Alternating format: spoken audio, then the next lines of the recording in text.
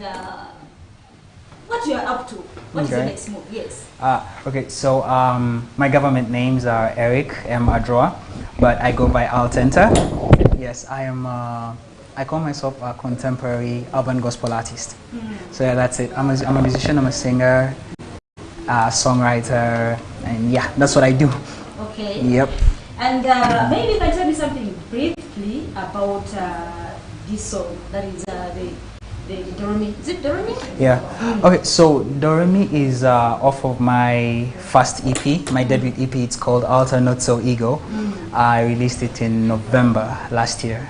November last year it was, but I think it had 6 songs. So Doremi is one of them. Okay. There was Tali, there was Tequila, there was Father's Child, Iron Heart. Yeah, so Doremi was one of them also. Okay. When did you start that is music? Basically, because someone may want to know when you started, when you joined into music career, because once before you were a dancer. Then, now again we are seeing you also doing gospel, okay, like doing music. When did you start doing music? And what happened about the dancing kind of?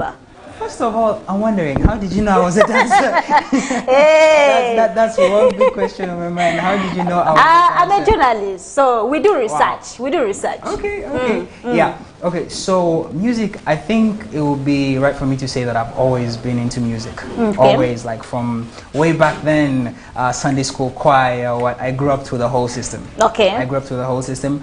But when we talk about recording, I think I would say that should be 2019. Should be about 2019. About 2019, I recorded a song with, back then they were called NRA, but now they're called King's Mob. And then I think 2020 I also did something with King's Mob again, and then YCM Cheaper. Okay. Yes. But recording personally came last year. Last year is when I actually did my first solo project. Okay. Yeah. All right. So like I said, my debut EP, I didn't release a single before that. It was just an EP that dropped in November. But you're about to tell me something about still your dancing. Oh, the dancing. Yes. Okay, fine. I still dance actually, but I don't know. I feel like, am I growing old or something? I don't know. But are you still under that crew? Are you still with the crew? Yes. So what you call a crew is actually, it's called Peer Teens Uganda.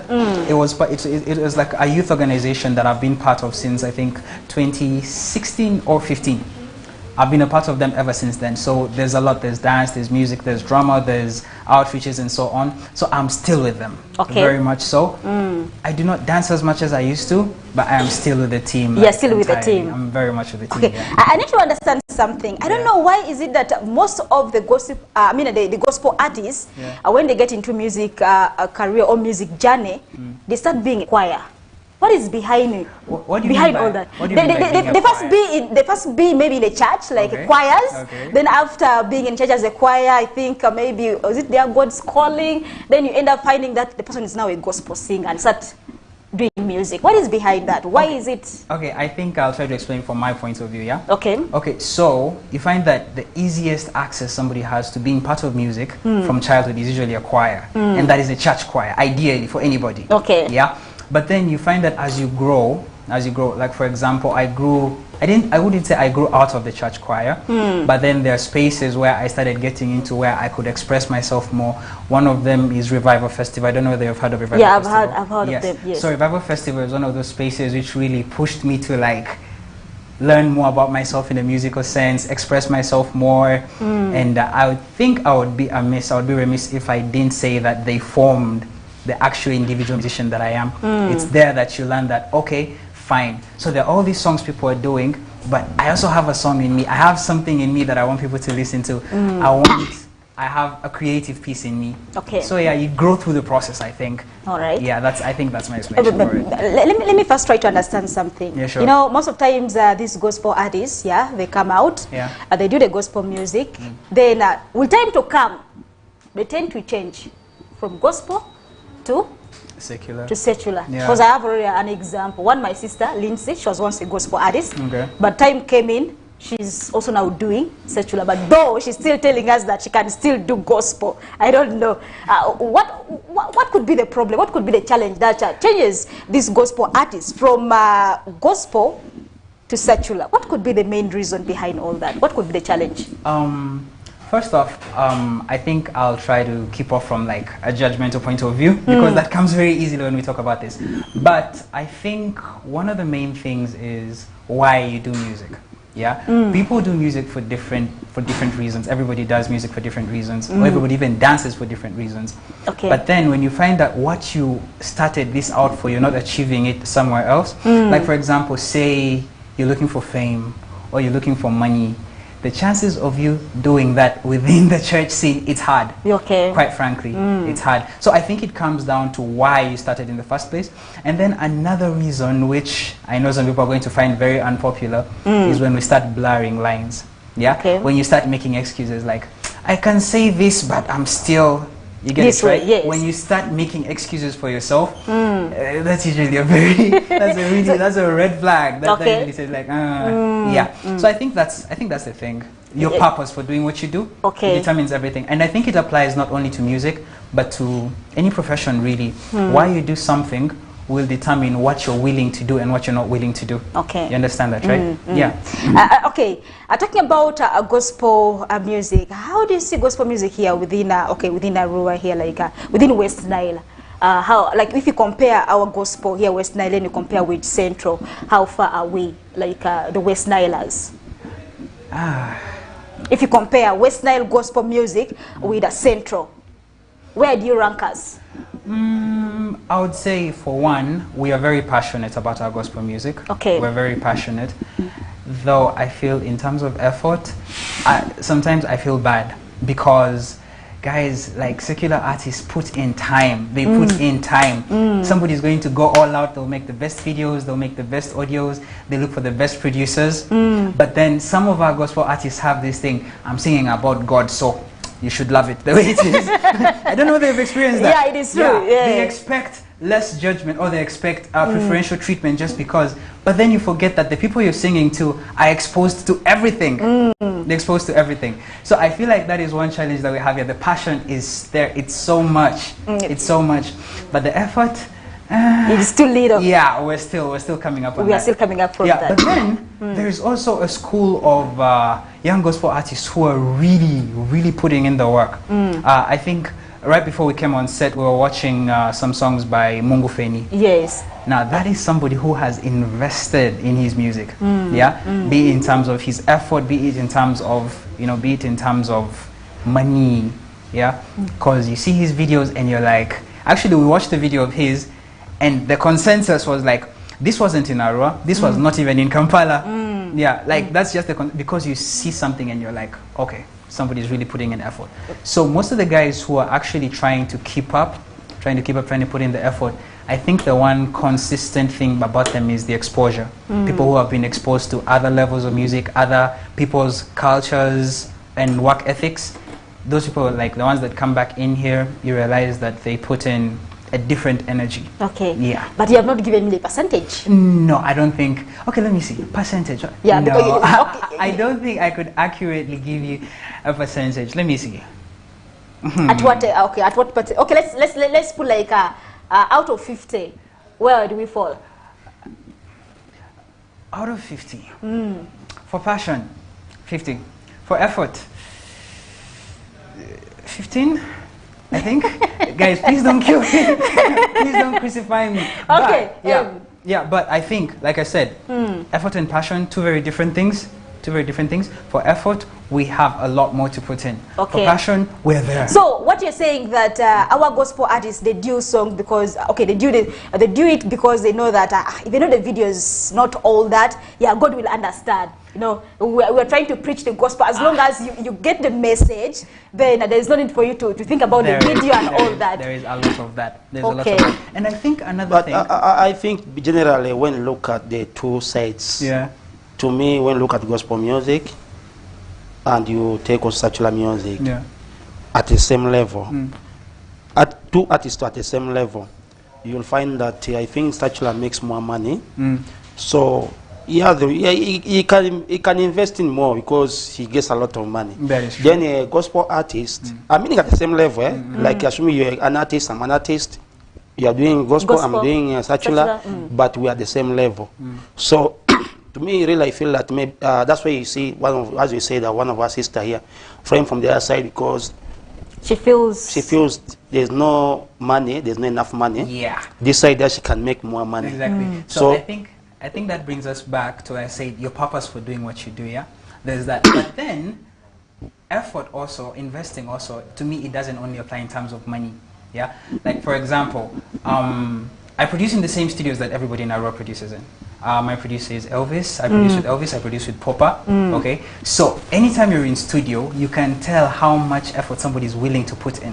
Okay. There's somebody who will come, and I've seen this happen several times. Somebody will come, and they're like, "I don't have a song, but just play for me that thing," and they want to live with the whole song in 1 hour. Okay. 1 hour, 2 hours. They want to live with it. They're done. Okay. But then there'll be somebody who will come in every day for like a week or 2 weeks. Trust me, you'll see the difference. Okay. You get it, yeah? You'll see the difference. They'll pay the same money. They'll pay the same. So among the producers, who knows your touch? You have mentioned Poppa, and then Elvis. Jossman. Have you ever done any music with Jossman? I have, not my personal projects, but I have worked with him on other people's projects. Who has got your touch? Elvis. 100%. 100% is Elvis. Okay, you said your music, okay, your solo music journey started last year. Yeah. Okay, what are the challenges that you are facing in the gospel music? You know, it is also not so easy to also be there, but it is all about how passionate you are. The journey, how was it? Was it so easy for you, or was there some challenges that you have been facing in the journey? Starting it solely, like starting it alone. Yeah. You know, there is a difference between doing something with a crew and doing it alone. Yeah. You know, they always say that 2 heads are better than one. So now you doing it alone, you the head alone. What are the challenges that you went through? So I think Mosh started off on something brilliant actually. He said, there's no money, like, okay, no, let me not say there's no money, yeah? Okay. But people are very much less willing to pay for gospel music, yeah? So that's like a very common thing. Any indie artist that is starting out in the gospel But why should they pay for gospel music? Why should... Here's the thing, yeah? It's a godly thing. It's a godly, okay. So why shouldn't they? Why shouldn't they? No, listen. Okay. Here's the thing, yeah? Here's the thing. You see the same excellence. You know, one thing that we know, gospel like just charity, charity stuff, whereby you give more, but you expect less. Yes, which is understandable. Which is understandable, yeah. But remember, the artists that you're looking at to entertain how you. How can you change that perspective of people thinking that you don't need much money as a gospel artist? No, I think that it doesn't come to like somebody not being willing to pay, but then also look at it this way. The gospel artists who are able to pull a crowd that a promoter will make good money from, they're not that many. You have realized that, right? Yeah, it is true. Yeah, there are very few artists who are able to, because how much somebody is willing to give you also depends on how much they're able to make off of you. You get that, right? So the number of artists in Aurora who can like make any promoter really happy, they're limited. So because of that, if somebody is willing to give you like really good money, it's probably going to be they just appreciate your art as it is. So that is like, I think that is one challenge. But then I don't know how do I think that could change? Let's just make better music, man. You guys have noticed Levikson pulls ridiculous crowds. Yes. But he's a gospel artist. Yes. So all we have to do is just be as good. Okay. Yeah, we have to be as good. So I think another challenge would be perception, I guess. You have to deal with the society, as in every situation. Yeah, there's somebody who's going to see me with my hair and immediately discredit me. That was the question I was going to come to. Because one of the things is, I just wanted to ask you that question. How are people seeing it outside there? Yeah. But I think right now, this generation has changed a little bit. Yeah, that is true. I remember way back, should I say during our time, but I'm not all that. So, I remember sometime back, even an artist, you being even doing music alone, they will call you a spoiled child. Yeah, that is true. Because they know what it means. You know in Uganda, they have a certain abado, omudongo. Omudongo, literally it means someone who is known to inform, something like that. Omudongo, someone who is known to inform, someone who is known to the standard. It's just there. A law, But I think big up those other guys like, let me say the big three. I don't want to mention their name, you know them. The Bebe Cools. They really put up a very great work. for people to appreciate Ugandan music. That is true. I remember even the time that minister, something like that. Even criticizing him, by the way. Yeah. Baby Cool had a very long hair. Not even very long hair up to somewhere here. His hair. So people were criticizing. I used to see him moving around DB8 and so on. Yeah. DB8. I think they have really done tremendous work to make sure people can believe and trust that it's not about someone's appearance. Because right now, by that time, if you say you're doing gospel music, this guy. This is a gospel muyai. They would say a gospel muyai. No, they don't say a gospel muyai. They say this guy is looking for something, maybe in the church. Yeah, actually, you reminded me of something. My girlfriend's mom didn't know that I'm into music. She found out like what, 2 months ago? When she found out, I heard that this is what happened. When she found out that I sing, she said she felt like announcing that please tell Eric there's no girl for him around here. Like he doesn't have a girl around here. Okay. Yeah, because apparently, like, you know, like there's this thing just about a musician, okay? If I had this and I was doing some other thing, I'm sure the judgment. Yeah, they will understand. Yeah. But again, like, a musician. Yeah, you're adding two things, which, you know, so yeah, there is that. Perception is like, societal perception is like everything. It's like a very common thing. You have to deal with it every time. Okay. Everywhere you go. Okay, let me try to understand something. You said you're doing it solely. Do you have people that who do for you the like maybe someone who's promoting you, your manager? Do you have a manager? Yes, my manager is called Jephthah Okechodiwor. Shout out. Okay. Yeah, he's okay. Okay. He's very annoying. So he's really annoying. Why? Why do you say like that about your managers? Because most people tend to praise their managers, but again, now yours is the other way around. Why do you say so? My manager is really annoying. No, there's something about working with your friends, and that is something that really has. I feel like it's been a major blessing for me. Yeah, okay. My friends and my brothers, because my videographer is like a brother to me. My manager is like a brother to me. So trust me, those relationships, oh my God. I'm sure he's probably going to watch this and he'll be saying something very shady about me. I guarantee you that. I guarantee you that. Okay. But like, I really have like the best team, I won't lie. Okay. I have like, the best team. I have guys on publicity. I have guys like subs. Yeah, and then like, it's really like, it's a big team. It's a big team. It's a big team. Apart from music, what do you do? Professionally, I'm an engineer. An engineer. Yeah, I'm a civil engineer. What else do I do? I do a bit of computer programming, and I also write. Should we call you a hustler? Yeah, man. These streets are An engineer cannot be a hustler. But again, he's not doing only One thing that I engineering just work. want to appreciate is that, you know, it's always very hard for an artist. Especially, I think most artists who have gone to that level, they have achieved that standard of education. They sometimes don't do well in music. You know, music has a different challenge. Yeah, take it a is true. different challenge. True. So I really want to appreciate you for accepting. Actually, you are doing it out of passion. That's why you see you are keeping it up. Otherwise, when you look at music purely, a lot of challenges. Okay, Eric, as time is getting us, we are only left with some 15 minutes, I guess. Eric, tell me something. What is your new plan, a new project that you're having on pipeline? Are you going to be having something new for us, or the plan is not yet there? Oh, there is a plan. There always is a plan. Okay. There always is a plan. So earlier this year, we went on tour with King's Mob. It's called the Unbound Tour. We had Unbound Nairobi at the National Theatre. Then we had Unbound Mombasa, which was fire. Then we had Unbound Arua, actually. I think we held it at Desert Breeze. Yeah, it was at Desert Breeze. So the tour has been like, I don't know, that has been like a big part. We plan on continuing that. So in August? Yeah, in August we're going to be in Harare. And that's something I'm really psyched for. Okay. And then I think also in September I plan on releasing my next EP. Okay. Yeah, currently working on it, and I'm pretty excited. Yeah, about Eric, that. I've seen you have a very great plans, and yeah, I've seen artists coming up with a concert. When are you planning that? A concert? I don't know. Or you feel aren't ready? So of course, concert does not mean it's only you who's going to entertain. Yeah, the the other other artists. artists who are going We've to been join having it. Yeah, like the one of Alukodi Kodi. These guys.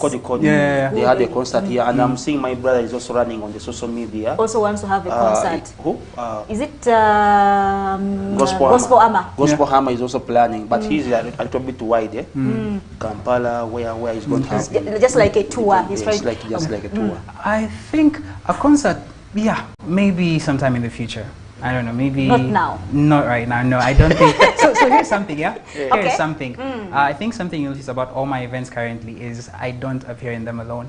Okay. So right now I'm a lot with King's Mob. I'm a lot with King. So those of you who don't know about King's Mob is a rap duo. They used to be called NRA. Yeah, but now they're called King's Mob. There's Control. Yeah, there's Control, and then there's Mika. Yes, so I do a lot of my stuff with those guys. So most of the events you'll see me in, they'll definitely be there. So I think concert-wise, that might be maybe early next year. But we usually do listening parties for our EPs. Yeah, we do listening parties. Yeah, so we might have something like that. The guy we mentioned. Yeah, this guy who did also. This guy also who did his. I think it was early this. Yeah, it was early like this 2 months back. Two months back. He also had his listening EP, which is really amazing. Yeah. Okay. So yeah. Now, Eric, let me ask one last question. Yeah, sure. My last question to you is, especially right now, you have joined the industry. You're now solo for almost now coming to a year. What is that new thing that you feel that you have brought in the gospel which was missing?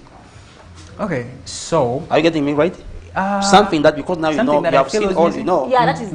I can give you an example. Yeah. Like there are some other artists, for them they come, they want to do music, they first sit aside, they say, let me first start this industry here. Where should I pass to make sure that I hit and I become a top? Because nobody wants to be down. Everyone wants to be at the top. That is true. What's that unique thing that you feel that you can bring the gospel industry, gospel music, and you change the music, the style? I don't know how to say this. I don't think there's anything that's particularly different about me per se, but so. Okay, what identifies you from other gospel artists? Yes. So let me put it this way. I call my music expressionism. Yeah, expressionism. So you'll notice that if you guys take time to listen to my EP, none of the songs is similar to the previous one, okay? You've listened to Do Re Mi. If you listen to Tali, it's going to be an entirely different thing. But the one consistent thing is you're looking for is detailed perfection. Yeah? Like, this is one thing that most people who listen to my music, they say this a lot. Detail. You'll notice that even any tiny guitar lick or any tiny vocal, you'll notice that that was intentional. Okay. That was intentional. So I feel like that is one thing. I'm just trying to make good music. Okay. I'm not trying to be at the top. I'm not trying to be unique. Or I'm just trying to make good music. Just to preach the gospel also the same way other people are doing. No, the challenge is, at the end of the day, yeah, people are going to listen to someone. They're going to be musicians everywhere, okay? For them to hear your message, package it well. That's it. Even if you're telling somebody about hope, but you put it in a way that doesn't interest them. But the challenge nowadays, you see, one thing that I've seen is that sometimes when you're singing meaningful songs, people don't give it attention. That's why you have to make it I can give you an really... example, like these are 2 songs which are trending now in Kampala. Like the one of Lily Puzzle. Lily Puzzle. Which song is that? I forgot the title, but the song is really amazing one. I also like what song is that? There's a song called Enkudi, you don't know it. But now you cannot bring this song here, we are for gospel. No, this is something that we are comparing. You know, one thing that I know, by the I can say 70% of our gospel music in the West Nile, they are of high tempo. It is true. Yeah, that is true. High tempo. I don't know whether because of our blood we are. People want to dance, but jump.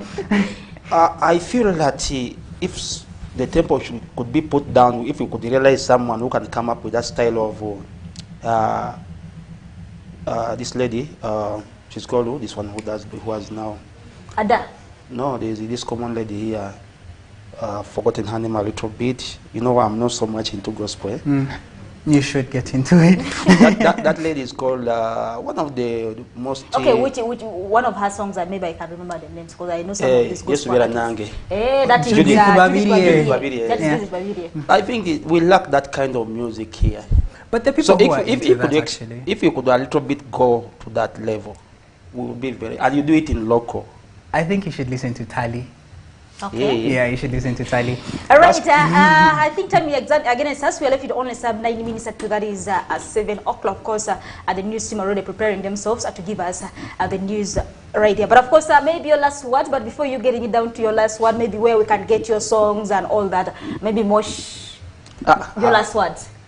Yeah, of course. I just want to thank all the viewers for watching Western TV. Thank you so much. And it's a weekend. Take care wherever you're going to party. Okay, Eric. Thank you guys for watching. Everybody who wants to check out AL+ENTA, go to YouTube or TikTok or IG or wherever. AL+ENTA, ALTENTA. Yeah, you'll find all my music on there, and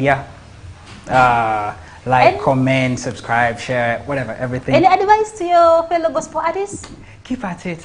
Okay. Keep at it. All right. Yeah. Okay, thank you so much, our dear viewers, for always watching Western Television. Keep watching. Catch us still next week. That is for the new month of July. See you when you see us. Have the best of your weekend. All right. Ciao. Yes, sir. Ay, ay, ay, ay, ay.